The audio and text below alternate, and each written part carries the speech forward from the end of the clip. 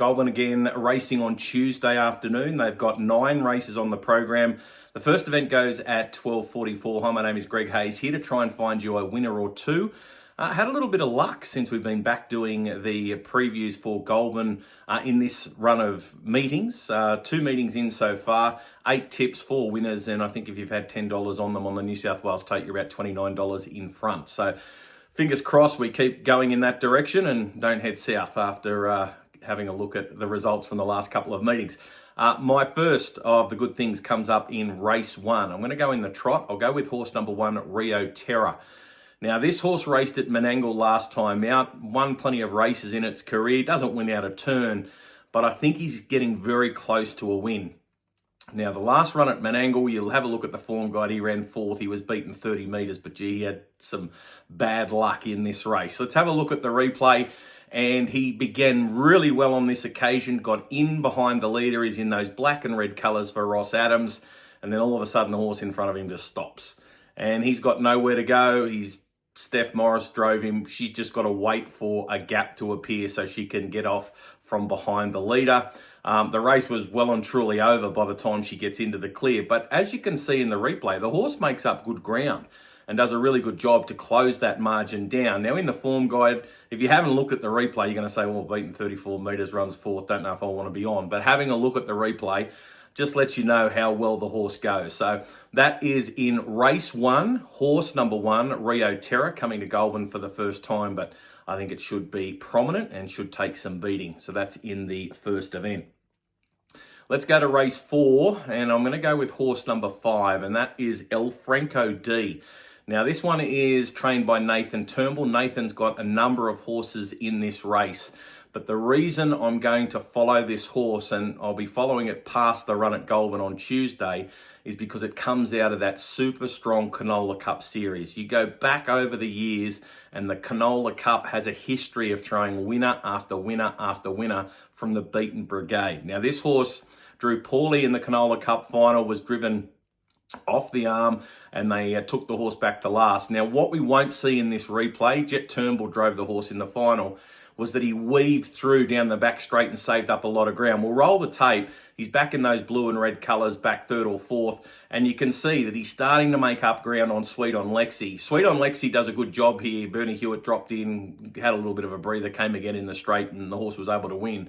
But what I do like about El Franco D is the way that he continues to eat into that margin. Now, on Tuesday afternoon, the draw isn't kind. There's a couple of fast ones drawn underneath him, so they might have to drive him again with a sit and just come with the 1 run. But the way he finished off the race at Yagara suggests that he is ready to be right in the finish.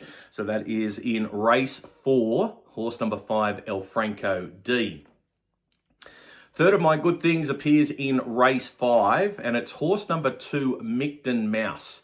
Now, Micton Mouse has been a really good buy for connections since it's arrived in New South Wales. I think it's only had the 3 runs since coming up from Victoria. It's won 1, and it's been placed on 2 further occasions and has been very consistent. I'm going to show you a replay of its last run at Canberra. Now, it's in behind the leader in those purple and white colours. And look, in the end, does a pretty good job to get away from the inside, but never really into the clear. There's a fair bit of pushing and shoving on that home turn. And then as they get into the straight, horse has to build momentum and then unfortunately can't hold off one down the outside. But very important to point out with Micton Mouse, since it's arrived in New South Wales, its 3 runs have all been off the second row. The horse does have good gate speed. In fact, its last win in Victoria, it drew gate 4, bounced straight on the bunny, and they never caught it. So I think from the good draw on Tuesday, should be able to show good speed, and I think it'll take some beating. So that is in race 5, horse number 2, Micton Mouse. And that takes us to race 8. And look, my old favourite, Highlands Warrior, goes around here from barrier number 1. But what I'm going to do, I think the longer trip plays into the hands of horse number 5, Donny Mack. Now, Donny Mack has been very consistent of late, been doing a very good job for Christy O'Sullivan and Dean Sinofskas. But what we did see, this horse at its last 2 starts, again in the form guide, you see 5th and you see 5th, and you think, well, the horse is only going fair. But let's go back 3 runs ago. Now, This was in a race at Wagga, and the horse is racing back. I think it's 1 out, 2 back in the red and yellow O'Sullivan colours, and comes with a really well-timed run. In the end, it just misses. But what I do like about it, the way it savaged the line, and Highlands Warrior, who will start favourite on Tuesday, was in this race and led up. And Donnie Mack was able to run home over the top. You can see it getting into its work late. The finishing post just came up too quickly. Now, I do think big plus is the extra distance, the 2200. Again, draw a little bit awkward. Dean's going to have to go back and try and find some cover. Don't want him caught outside the leader like he was last time out. But with some cover, and if they run along, I think this horse can be finishing it off. That is in race 8, number 5, Donnie Mack. That's Goulburn on Tuesday. Good luck if you're having a bet. Don't forget, 9 races. First event goes at 12:44.